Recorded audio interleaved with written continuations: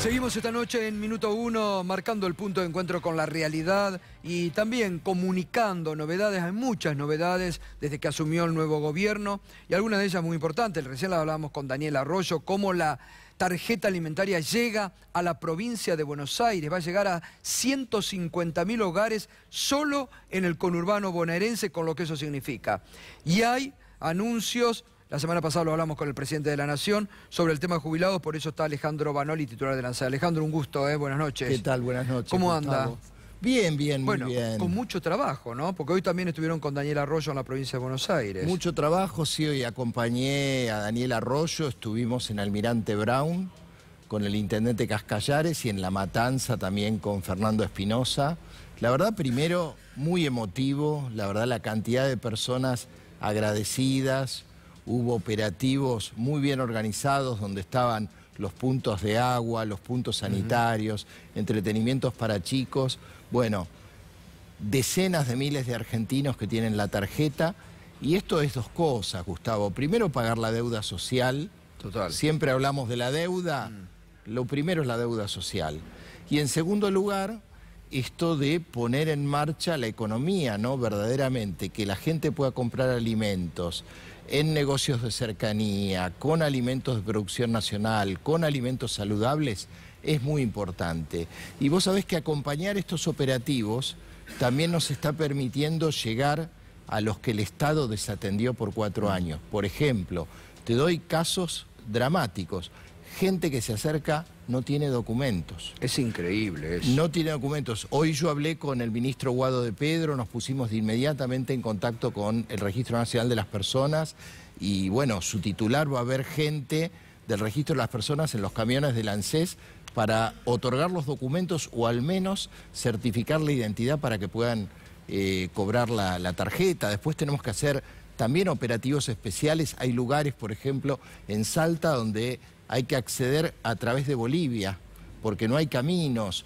Estuvimos la semana pasada con representantes de los pueblos originarios, que también en muchos casos no tienen derecho a nada. Bueno, vamos a iniciar un operativo para que llegue la tarjeta, ¿no? Con la muerte de 3 chiquitos, desatendidos y abandonados totalmente, ¿no? Bueno, esa es la herencia, esa es la herencia. Ni que hablar de lo que habrá encontrado. Bueno, básicamente para empezar, con el tema del Fondo de Sustentabilidad. ¿En qué estado encontraron el Fondo de Sustentabilidad del ANSES? Bueno, hay un dato, Gustavo, que es contundente.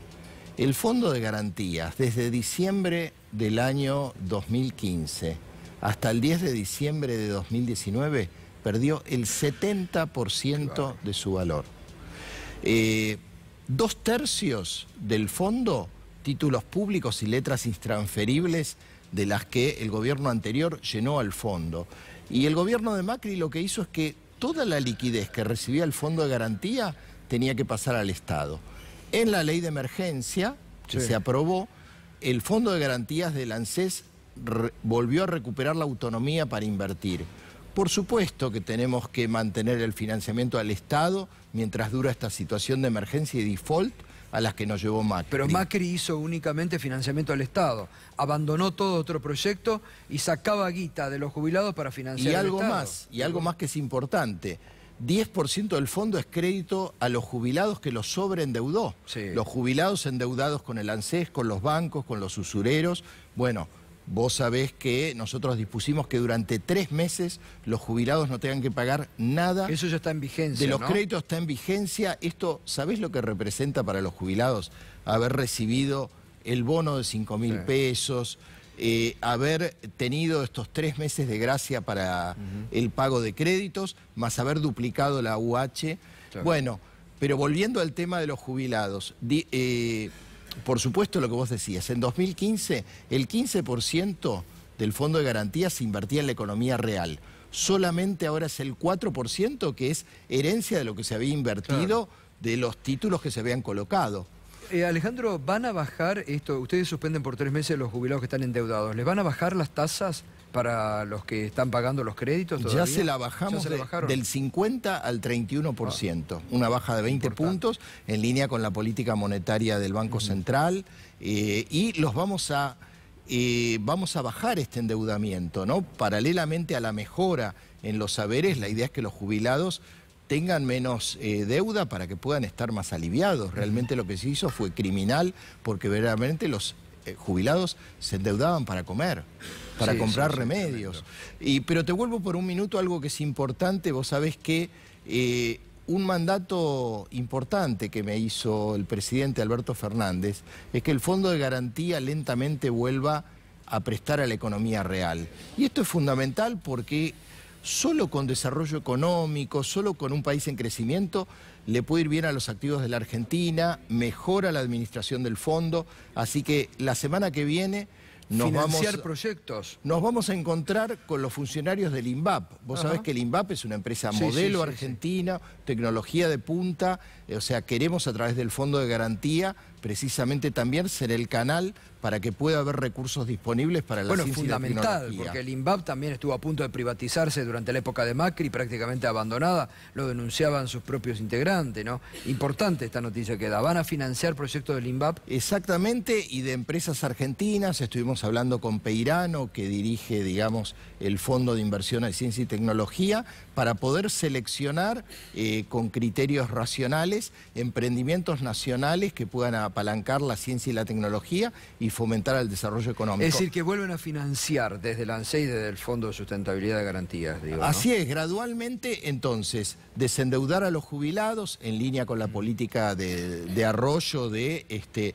generar un desendeudamiento de las familias y que tengan ingresos genuinos, y por otro lado, que el fondo vuelva a tener inversiones en condiciones de mercado, que de alguna manera garanticen no solamente las actuales prestaciones de los jubilados y pensionados, sino las futuras. Alejandro, a ver, lo que les interesa, ¿cómo va a ser el aumento de marzo? Que algo ha trascendido, pero no está claro. Bueno, te cuento, digamos, lo que está definido.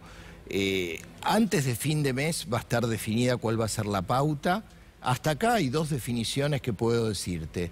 La primera es que el aumento va a ser para todos los jubilados y jubiladas. Esto lo hemos hablado con el presidente. Mínima, todos media, van a cobrar, todo. Exactamente. La segunda definición, que es importante, es que las jubiladas y los jubilados que están en la mínima y con jubilaciones bajas le van a ganar a la fórmula de Macri. Van a ganar más que si hubiera estado vigente la fórmula jubilatoria anterior. Nos queda por conversar con el ministro Guzmán, con el ministro Moroni, cuál va a ser la mecánica. Probablemente sea una suma fija, probablemente una suma fija que esté complementada con una adicional variable. Los montos y los porcentajes para todos los jubilados los daremos a conocer los próximos días. Todavía no están definidos. Sobre la base de este trabajo en conjunto, porque digo, a ver, Gustavo, debe ser la primera vez que en un país quebrado el ajuste no se hace sobre los que menos tienen. Verdaderamente, con todas las medidas que mencionábamos, la tarjeta alimentaria, la AUH, los bonos, que en un contexto de crisis prive este criterio de equidad y solidaridad, donde por supuesto tenemos que pedirle solidaridad a los que más tienen, no realmente. Por supuesto que hay que discutir también los regímenes especiales, donde hay situaciones de argentinos que están en una mejor situación y que lógicamente en un momento de crisis tienen que entender que la única prioridad que tiene hoy el Estado Nacional es recuperar a los que tienen hambre, a los que tienen ingresos que no cubren la línea de la pobreza, y los demás, bueno, van a tener que esperar o van a tener que tener ajustes menores a los que por ahí les corresponderían. Pero Gustavo, te quiero dar un dato que es fundamental. En la Argentina, la diferencia que hay entre los jubilados que menos ganan y los que más ganan es 7 veces. Claro. Una desigualdad enorme. Si hablamos de países como España, como los países europeos, esta relación es 1,3 o 1,4. Por eso cuando Santiago Cafiero días atrás hablaba de achatar la pirámide, estamos hablando de que en un país que no tiene recursos, lo primero es fortalecer a los que menos tienen para que esta desigualdad se revierta. Alejandro, quiere decir entonces que en marzo, aumento para todos los jubilados. Se supone que lo de las mínimas va a ser mayor el aumento. Así y es. después progresivamente irá disminuyendo acorde a las máximas jubilaciones, ¿no? Exacto, tenemos que ver con el ministro Guzmán cuáles son. Porque hablaban de un 11,7 hasta un 17% para los de la mínima. Todavía, digamos, yo no quiero dar ningún número porque todavía no han terminado los estudios técnicos que estamos haciendo con el resto de los ministerios, con lo cual no sería serio que te dé números concretos. Yo la único que te puedo adelantar el criterio, digamos, y es cómo se este da, criterio claro, de que se privilegie y ganen los que peor están. Los detractores dicen van a llover los juicios sobre el ANSES porque es una medida inconstitucional. ¿Ustedes qué tienen de responderle? Bueno, a ver, primero que hay una ley de emergencia que está vigente y por otro lado es que esta emergencia está acotada en el tiempo a 6 meses, con lo cual yo creo que hay un principio de razonabilidad en el marco de un Estado quebrado, ¿no? Y en general cuando se ha dictado la ley de emergencia, en otros casos, pensemos por ejemplo donde hubo juicios, por ejemplo el caso Badaro, estamos hablando de una época, la convertibilidad, donde hubo prácticamente 10 años donde no hubo aumentos, ¿no? Con lo cual yo creo que hay una razonabilidad en la emergencia, que hay criterios lógicos, y bueno, cuando venza la ley de emergencia, va a entrar en vigencia una nueva fórmula. Claro. Yo creo, es mi opinión personal, que la fórmula existente hasta el año 2017, que ligaba el pago a los jubilados con los recursos de la recaudación, era una fórmula mucho más lógica. Lo dijo el presidente la semana pasada, cuando le hicimos el reportaje, sí, que se manifestó mucho más cercano a eso, que dijo era mucho mejor. Y les hubiera ido mejor a los jubilados, porque incluso fíjate qué paradoja, en la nueva fórmula está la inflación, pero en un modelo económico en crisis, aún con una fórmula que garantizaba teóricamente aumentos ligados a la inflación, los jubilados perdieron. Los jubilados perdieron un 15% de sus saberes en términos reales en la gestión Macri. Los tenedores de la AUH, que también reciben en base a la movilidad que establece la ley, perdieron un 20%. Entonces, yo creo que primero están los niños que no comen, las mujeres en estado de vulnerabilidad, los jubilados, y verdaderamente este es algo que tiene que ver con una reparación esencial. Total. Si no entendemos que estamos en un país en default al que nos llevó Macri, parcial, y en un país en crisis verdaderamente no entendemos verdaderamente desde dónde partimos y que es la prioridad en los esfuerzos y los recursos tiene que ir para los que menos tienen. Alejandro, ¿ustedes van a tener participación en la comisión que se va a armar para la nueva fórmula? Vamos a tener participación, o sea, formalmente en la comisión está el Poder Ejecutivo y el Poder Legislativo. Por el Poder Ejecutivo está el Ministerio de Economía y el Ministerio de Trabajo. ANSES funcionalmente depende del Ministerio de Trabajo. Exacto. Tenemos una excelente relación y un trabajo codo a codo con el ministro Moroni y ya estamos empezando a hacer estudios preliminares para ver cuáles son internacionalmente, en la experiencia argentina, distintos criterios de movilidad para poder poner una fórmula que asegure sustentabilidad y equidad hacia futuro. ¿Es posible que vuelvan alguna forma o algo, o que se terminen casas del sistema Procrear, que hoy están allí, todavía falta poco para terminar y no las ha terminado el gobierno de Macri? Absolutamente. Vos sabés que yo hablaba con la ministra Bielsa, con quien estamos trabajando para que de alguna manera volver a relanzar una forma de programa Procrear que fue desactivado en la gestión anterior. Hablábamos con la ministra, hay casas y hay departamentos que desde hace 3 años están con un 80 y un 90% de estado de avance de obras sin terminación.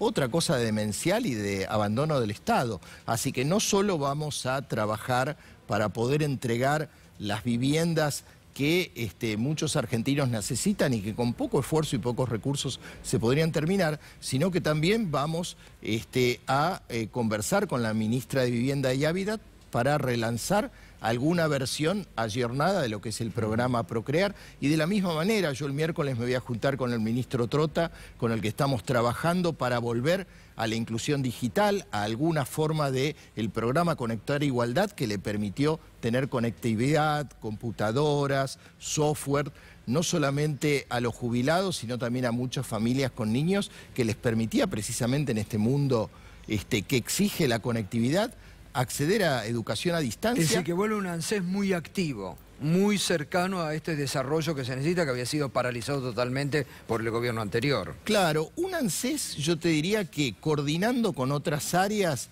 vuelva a generar las políticas públicas que permitan generar inclusión y dignidad. Por ejemplo, vos pensás, para muchos jubilados, muchas jubiladas, están aislados. De alguna forma, tener acceso a internet, tener acceso a una computadora es una manera de estar conectado con su familia.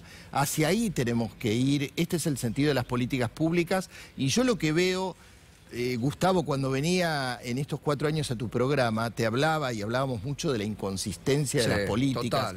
Yo creo que lo que puede verse... Hay que resaltar, Alejandro, que fue uno de los primeros que se jugaba cuando muchos adulaban y bueno, ahora están las consecuencias, digo. Sí. Por eso, tiene una base de mucho conocimiento de la economía y de mucho sentimiento social que hay que tener para estar en ese puesto, ¿no? Bueno, Gustavo, te agradezco y te decía lo de la coordinación y consistencia, porque creo que ahora sí se ve. Sí, cuando vos me preguntabas si va a ser el ANSES es un canal importante que tiene sucursales que son las SUDAIs en todo el país, pero lo importante es que vuelvan las políticas públicas, es decir, hoy vos podés ver al ANSES, hoy estuvimos con Arroyo todo el día en 2 municipios y estamos hablando con Trote y con María Eugenia Bielsa y hay una consistencia de todas las políticas, donde todos los ministros o los funcionarios, en mi caso, estamos coordinando para poder ejercer estas políticas públicas con sustentabilidad, con coordinación, con eficiencia y para lograr este alcance en el marco de recuperar un Estado que desertó 4 años de las políticas. Sí, y que estafó a los jubilados.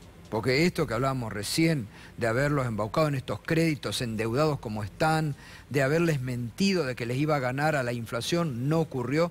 Los estafaron 4 años a los jubilados. Bueno, sí, creo que hubo una estafa moral y por supuesto que el Estado tiene la obligación, y nosotros lo vamos a hacer también, de investigar estafas jurídicas y legales que pudieron haber hecho, ¿no? Realmente vos sabés que en la justicia hay investigaciones en curso sobre operaciones que hizo el Fondo de Garantía en el pasado que, bueno, involucraron el procesamiento de los exdirectivos del fondo.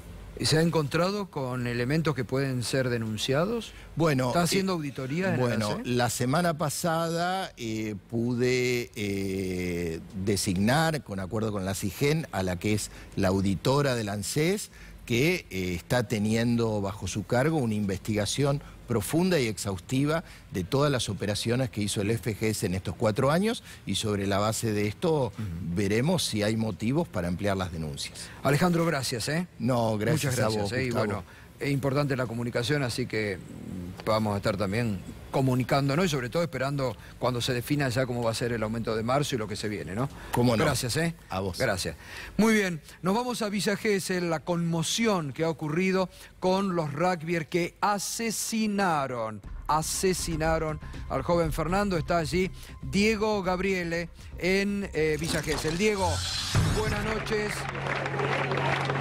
Gustavo, buenas noches. Bueno, escuchás de fondo el grito de justicia, aplausos, hay vecinos que se han convocado aquí frente al boliche, Avenida 3 y 102 para pedir justicia, sobre todo para manifestarse además contra el boliche, porque el boliche al otro día abrió, Gustavo. Abrió como si nada hubiera pasado, hizo la fiesta que quería hacer y aquí los vecinos se han convocado y los aplausos marcan la gran cantidad de gente que se ha convocado aquí. A mi lado tengo a Virginia, que Virginia, bueno, es quien rápidamente intentó hacerle RCP a Fernando. Bueno, Virginia, ¿por qué estás acá? Estoy más que nada, bueno, como dice el lema, justicia por Fernando. Estuve acá, estuve parada hace 2 o 3 días en la peor situación que vivía en mi vida y creo que no solo por mí, sino por él, por la familia, por todos los amigos y conocidos y por toda la gente en general. Se necesita estar acá, se necesita un apoyo y es un honor para mí poder estar acá. Te noto conmocionada. Mucha gente, has estado en el lugar del hecho, lo has sufrido. Has leído un mensaje de la familia. ¿Cómo estás vos respecto de lo que te pasó, lo que viviste también?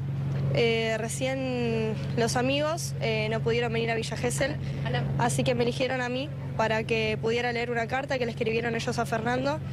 Y mientras la leía, se notaba que era una gran persona pese a que no lo conocí nunca y realmente es una lástima lo que le pasó y no se puede sentir más que conmoción. Es mucha tristeza teniendo en cuenta lo bien que habla la gente de él y la gran persona que era. Una muerte para de alguna manera dejarlas a modo de santuario aquí en la puerta de este boliche que hoy tenía previsto abrir. No sabemos si va a abrir, Gustavo, porque el boliche no cerró el día posterior a que hayan matado a Fernando, aquí enfrente, porque fue aquí enfrente, ni siquiera fue en otra cuadra, fue aquí enfrente. Entonces esa situación tiene conmocionados, muy conmocionados a todos los que están aquí. Virginia, bueno, estás viendo cómo dejan las velas. Realmente hace que uno se sienta... es difícil estar aquí, Gustavo, te cuento.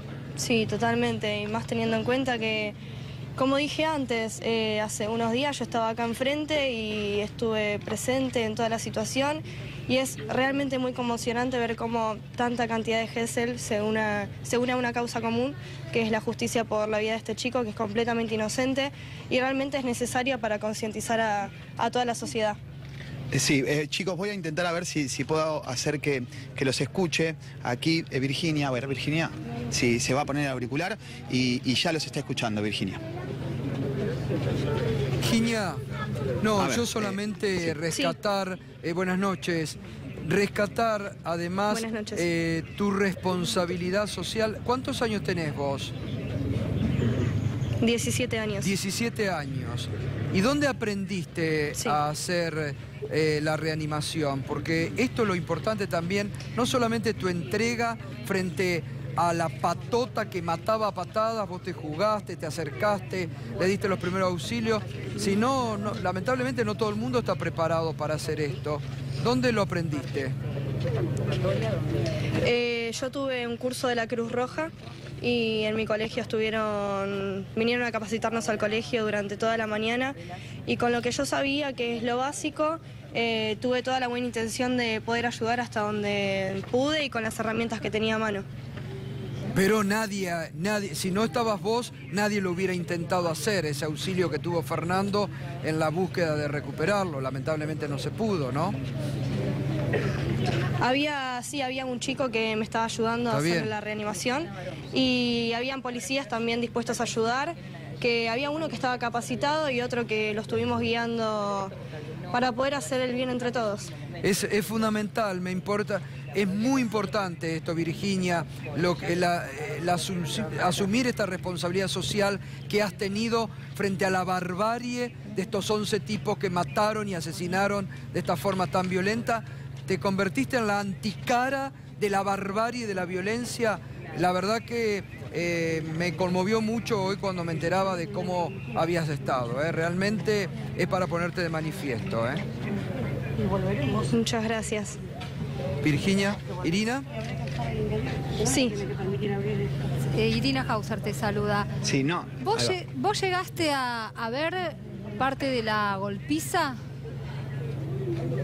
Sí, cuando yo salí del boliche, ni bien salí, no vi cómo comenzó la pelea, pero estuve presente en todos los momentos que se realizaron los golpes. Habían chicos tirados en el cordón de la vereda, con lastimaduras en los ojos, en la boca.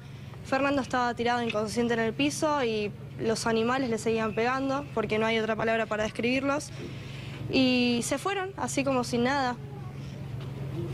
¿Habías estado antes adentro del boliche también? ¿Habías visto algo ahí? Sí, estuve adentro del boliche, pero me fui porque estaba colapsado de gente y no se podía respirar.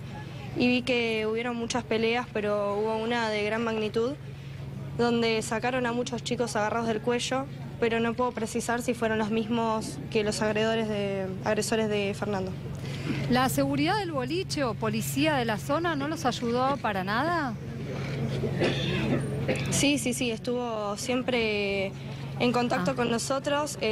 Algunos se dividieron en grupos y fueron a colaborar con otra pelea que había en la esquina. Y simultáneamente, cuando se fueron los agresores, vinieron un grupo de policías para ayudar en las maniobras de RSP. Gracias, Virginia. No, de nada. Irina, Gustavo, importante lo que marca aquí Virginia, porque con la brutalidad del asesinato de Fernando se pierde de vista que podríamos estar hablando de otro muerto, porque la policía estaba aquí frente al boliche, pero se tuvo que trasladar a la esquina del cruce con 102, porque le habían roto la cabeza de un botellazo a un chico, lo habían dejado inconsciente, y en ese momento la policía sí le estaba realizando maniobras de resucitación porque creían que estaba perdiendo la vida. Sí. Es por eso que se corre hasta allí la policía, y eso es lo que marca muy bien aquí Virginia, que terminó haciendo lo mismo con Fernando. Ahora bien, cuando la policía se dio cuenta de lo que le estaba pasando a Fernando, llegaron y rápidamente salieron corriendo estos chicos. A partir de allí empezó la búsqueda, que por suerte fue rápida, fue efectiva y terminó con la detención de todos, Gustavo. Sí, sí. Diego, Villa Gesell es una ciudad que siempre se ha caracterizado por ser muy familiar en el turismo, ¿no? Me imagino la conmoción que debe haber entre los que son ciudadanos durante todo el año y los turistas, ¿no? Allí hay mucha gente hoy, ¿no? Reunidos. Sí, sí, hay mucha gente. Voy a ver si puedo, permiso, a ver, la voy a liberar aquí a Virginia y voy a intentar conversar con otras de las personas. ¿Qué tal, señora? ¿Cómo le va? Buenas noches. Hola, buenas noches. ¿Por qué vino? Bueno, yo soy gesellina y en principio soy mamá. Vengo por acá. Esto le podría haber ocurrido a mi hija, mi sobrino, el vecino, el hijo de mi vecino. La verdad que la juventud en Gesell todos los veranos está cada vez más exaltada. Parece que si no toman no se pueden divertir, no se arbitran los medios necesarios para cuidar de los jóvenes, porque en su gran mayoría son buenos pibes. Recién lo marcaba Gustavo Silvestre, la calidad de ciudad familiar que es Villa Gesell. ¿Qué ha pasado que se ha perdido eso? Mira, yo nací en Gesell y Gesell siempre se caracterizó por recibir a grupos de jóvenes, pero a medida que van pasando los años cada vez se van exacerbando más y la verdad que cada vez hay más violencia. Sé por sobrinos, por chicos jóvenes que apenas hay un roce, enseguida quieren pelear. Cualquier cosa está condicionada para pelear y eso es base, lamentablemente, al consumo de alcohol, al consumo de droga y creo que no se arbitran los medios necesarios porque todos los años tenemos que lamentar algo. No nos olvidemos que también hace unos días en la playa encontraron a un chico con un cuchillo clavado en la panza, semidegollado. No nos olvidemos que también en Pueblo Límite, hace unos años también mataron a otro que era vecino de Villa Gesell, Joaquín, que nunca se supo nada sobre eso, todo quedó impune. Todos los años estamos viviendo lo mismo, entonces a las autoridades que arbitren los medios necesarios para que esto, porque los jóvenes, sí, los jóvenes tienen que seguir viniendo a Gesell, pero con tranquilidad, recibámoslo con alegría, disfrutemos de ellos. Muchísimas gracias, señora. Bueno, aquí conmoción. Diego, Gustavo, ¿vos lo ves? Diego. La gente dejando las velas. Sí, Diego, eso es muy conmovedora la imagen, ¿eh? Muy conmovedora la imagen que nos está mostrando el móvil del santuario. Mucha tristeza, Gustavo. Sí, pero y además hay que mantener en alto, y esta es una causa que el periodismo debe comprometerse también a seguirla, ¿no? ¿Cuáles son las últimas novedades que hubo hoy, si las tenés, Diego? El petitorio del día de... Sí, mientras una señora aquí me entrega unas palabras que leeremos, por supuesto. Las novedades del día, hoy declaró el último detenido, el número 11, ese famoso número 11, que en principio no estuvo aquí en la localidad de Gesell, así que se han dado las pruebas. Se ha confirmado ya que no estaba... ¿Se ha confirmado que no estuvo en el boliche? Se está peritando el teléfono, entregó su teléfono celular con la geolocalización, va a terminar de confirmar que no estaba aquí en Villa Gesell. Eso es por lo menos lo que cree la fiscal. Se empezó a peritar en el día de hoy, pero el abogado cree que en las próximas 48 horas este joven debería recuperar la libertad. Problema para el resto de los detenidos. Los 10 detenidos, la fiscal, Gustavo, cree que hubo 4 pegadores, 4 de esos jóvenes que golpearon brutalmente aquí a Fernando. Aquí enfrente, estamos a unos 5 metros del lugar donde sucedió. Algunos lo golpearon, lo dejaron inconsciente, bueno, y están identificados quienes le terminan pegando las patadas en la cabeza que le terminan quitando la vida. Diego, un abrazo, gracias. Hasta luego. Irina, y la autopsia, los resultados de la autopsia sobre Fernando. Lo que determinó la autopsia es que la muerte se produjo por las patadas en el cráneo. Murió por un traumatismo severo en el cráneo que, bueno, le causó también un derrame generalizado. También tuvo un fuerte golpe en la mandíbula. Estos son los dos datos centrales. Las cámaras van a ser fundamentales y de hecho ya lo fueron para identificar a las personas que les propinaron estas patadas que fueron letales, que aparentemente serían 2 de los 11 detenidos. El resto de todas maneras son considerados partícipes de un acto que para el fiscal que intervino originalmente en la causa, Walter Mercury, es un hecho que fue premeditado, que no fue azaroso, tuvo alguna clase de planificación. La pena para todas estas personas podría ser muy elevada. El delito de homicidio es gravísimo. Claro, además muy premeditado, muy actuado, porque empezó adentro, los separaron dentro del boliche, lo siguieron, lo persiguieron, continuaron, lo buscaron, porque Fernando no quería pelear, lo buscaron, lo hostigaron y lo mataron, lo sellaron en el suelo. Realmente, digo, esto es lo que hay que seguir. Porque acá los jóvenes, los que quieren volver a hacer esto, tienen que saber que hay una condena, que van a ir a la cárcel, de por vida tal vez, ¿no? Para que nadie se haga el vivo, el macho, o quiera demostrar la hombría que tiene sobre otros porque lo rozaron o lo tocaron. Esto me parece que también hay que decir, Irina, ¿no? Pueden ir a la cárcel de por vida. Sí, pueden tener prisión perpetua por este delito. El fiscal además fue clarísimo al describir que el ataque y estas patadas finales se produjeron cuando Fernando estaba indefenso, tendido en el piso, que además es la escena que vio que se ve Virginia, la imagen, se claro. ve claramente en las cámaras. Una persona que no se puede defender de nada. Y todos los testimonios, además, recogidos hasta ahora... Ahí está. Esta es la imagen, Irina, es tremenda. Sí. Es tremenda. Pero además la cobardía de estos realmente reverendos, porque lo dejan tirado, con saña. Merecen lo peor, merecen la peor condena y que realmente sea un ejemplo para otros, ¿no? Que quieren hacerse los vivos en manadas. Porque solo seguramente no matan una mosca. Pero es tremenda esa imagen. Creo que es tremenda. Y creo que hay que mostrarla muchas veces. Para demostrar y para seguir, además. Para que no haya ningún lobby ahora ante los jueces. Para que no haya ningún poderoso que ponga guita y comprar a algún juez. Y para que se haga verdadera justicia, ¿no? Te decía que la mayoría de los testimonios, además, describen que Fernando no participaba de la pelea, no estaba entrando en la discusión. No. Separó al amigo que se había rozado con el otro. Exactamente, al contrario, estaba tratando de calmar a los demás de manera serena y fue él la persona atacada. Gracias, Irina.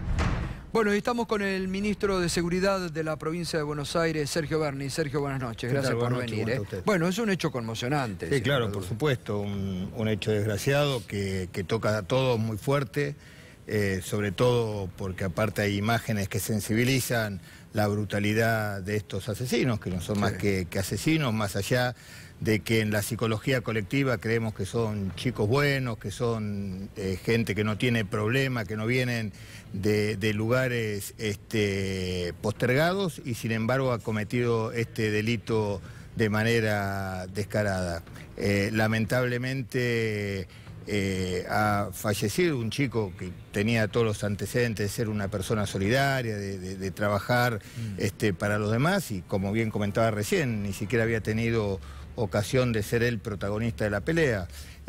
Pero bueno, lo que tenemos que hacer un replanteo muy fuerte, como escuchábamos recién a los diferentes testigos, a los vecinos, el consumo exacerbado del alcohol en este grupo etario que va entre los 16 y 20 años como una como una figura imprescindible a la hora de tener que divertirse. No hay posibilidad de divertirse si no hay alcohol en el medio, una droga que nosotros venimos denunciando hace mucho tiempo. Siempre cuando discutimos el tema de drogadicción, siempre que el paco, la cocaína, la marihuana, y siempre el alcohol, le digo, señores, ustedes se están equivocando, nuestros jóvenes cada vez están siendo víctimas más profundos sobre el uso y el abuso del alcohol, y bueno, estas son las consecuencias. Es terrible cómo se ha exacerbado el consumo de alcohol en este grupo etario. Sergio, y va a ver que aquí a nivel de la sociedad nomás,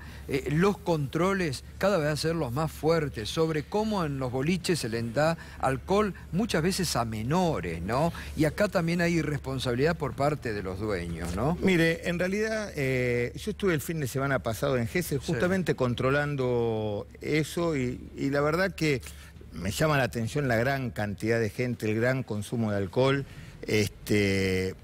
y cómo funcionan por sobre todas las cosas las empresas de seguridad privada que tienen que actuar en estos casos. Pero lo que llama poderosamente la atención es el uso indiscriminado de alcohol por parte de los chicos y una responsabilidad que tenemos que hacernos cargos todos como sociedad, como familia. No podemos hacernos los distraídos. Yo creo que la seguridad claramente es un derecho, pero donde hay un derecho siempre hay una obligación.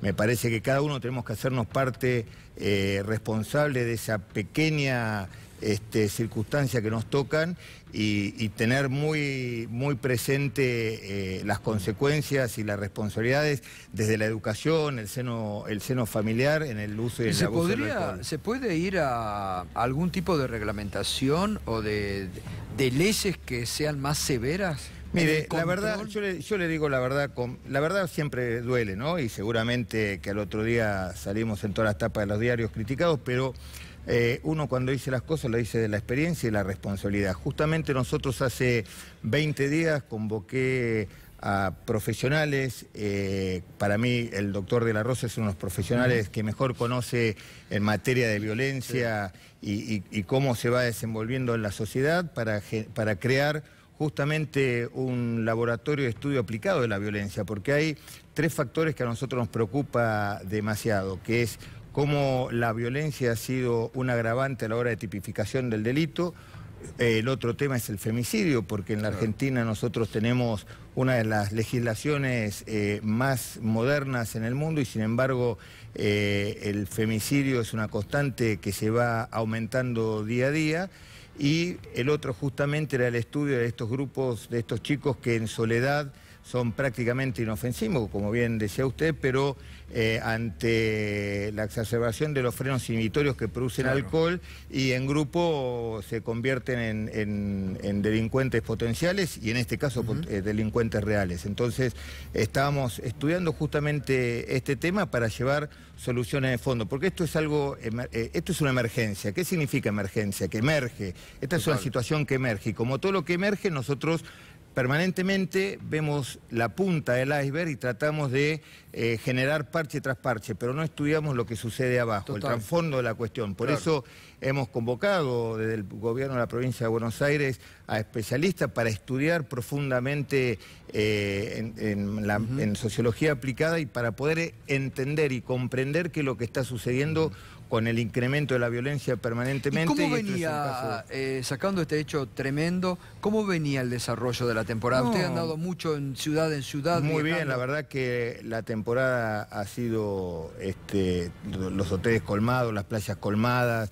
A nivel de control, digamos, de seguridad. Tenemos el operativo Sol que estaba... Bueno, en este caso todos los testigos lo han confirmado y el fiscal también lo ha confirmado, la policía estaba presente, pero en la esquina se estaban peleando, fueron 2 minutos hasta la esquina cuando sucedió esto, volvieron, le hicieron inclusive, acompañaron a esta chica a hacerle la reanimación, pero bueno, estas son cuestiones que exceden, que obviamente que hay que reverlas. Siempre se puede mejorar todo, sin ninguna duda, pero esto es una tragedia que nos enluta a todos, sobre todo sensibiliza a aquellos que son padres y sobre todo tienen los hijos en esta edad que están en una etapa, ¿no?, de pleno desafío y corrimiento de los límites de manera natural, porque es una generación lo que está sucediendo. Tenemos muchos temas, ahora seguimos, Sergio, hablando. Estamos con Sergio Berni, ministro de Seguridad de la provincia de Buenos Aires, de este tema, pero de muchos otros, sobre todo el tema de la seguridad en la provincia, lo que han recibido, lo que están haciendo, vamos a hablar. Pausa y volvemos.